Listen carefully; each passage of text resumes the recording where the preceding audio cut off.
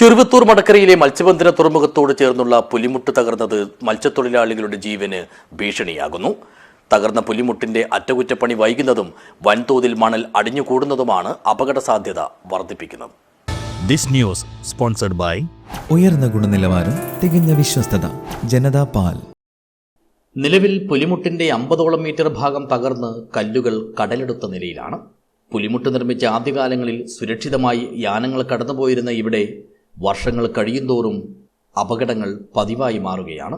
അഴിമുഖത്ത് വൻതോതിൽ മണൽ അടിഞ്ഞത് കാരണം അതിശക്തമായ തിരമാലകളാണ് വള്ളങ്ങൾക്കും ബോട്ടുകൾക്കും നേരിടേണ്ടി വരുന്നത്. അതുകൊണ്ട് തന്നെ ജീവൻ പണയപ്പെടുത്തിയാണ് വള്ളക്കാർ അഴിമുഖം മുറിച്ചു കടക്കുന്നത്. പുഴയിൽ നിന്ന് മണ്ണെല്ലാം ഒലിച്ചു പോയിട്ട് അഴിമുഖത്ത് തിട്ടായിട്ട് കിടക്കുകയാണ്. അപ്പോൾ ആ സമയത്ത് നമ്മൾ രാവിലെ വറ്റി ഇറക്കത്തിനുള്ള പണിക്ക് പോകുമ്പോൾ അഴിയിൽ വെള്ളമില്ല. അതായത് ഒരു 3-4 മീറ്റർ വെള്ളം കിട്ടേണ്ടെടുക്കാം, 1 മീറ്റർ 1.5 മീറ്ററേ വെള്ളം കിട്ടുന്നുണ്ട്. അവിടെ തിരമാല വെച്ചാൽ പൊന്തിയിട്ട് ലോങ് നീങ്ങി പോലാണ്. ഇപ്പം വെച്ചാൽ പൊന്തി എടുക്കുന്നതന്നെ അടിച്ച് പൊളിക്കുകയാണ്. രാവിലെ പണിക്ക് പോകുന്ന ഫൈവറിന് എയർ. പുലിമുട്ടിന്റെ തകർന്ന ഭാഗത്തെ കല്ലുകളിൽ തട്ടി നിരവധി യാനങ്ങൾക്ക് കേടുപാടുകൾ സംഭവിച്ചിട്ടുമുണ്ട്. അഴിമുഖത്തെ മണ്ണ് അടിയന്തരമായി നീക്കം ചെയ്യണമെന്നും പുലിമുട്ടിൽ പുതിയ കല്ലുകൾ നിക്ഷേപിച്ച് നീളം കൂട്ടണമെന്നുമാണ് പ്രാദേശിക മത്സ്യത്തൊഴിലാളികളുടെ പ്രധാന ആവശ്യം. അഴിമുഖത്ത് ഇപ്പോഴ് ഈ മണൽത്തട്ട ഉണ്ട്, അതുകൊണ്ട് ഭയങ്കര കടൽ കൂടുതലാണ്.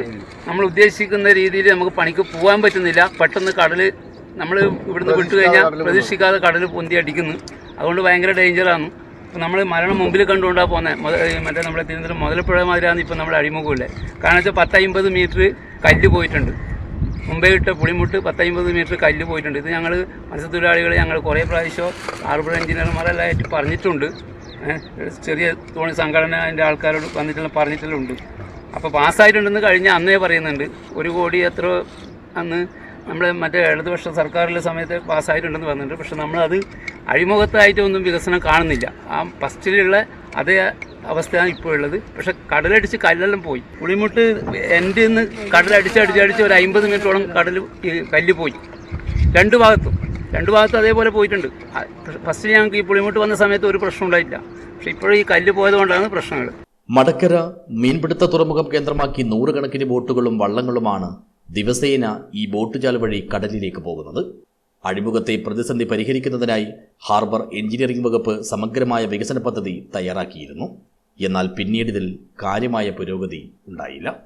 News bureau, Cheruvathur.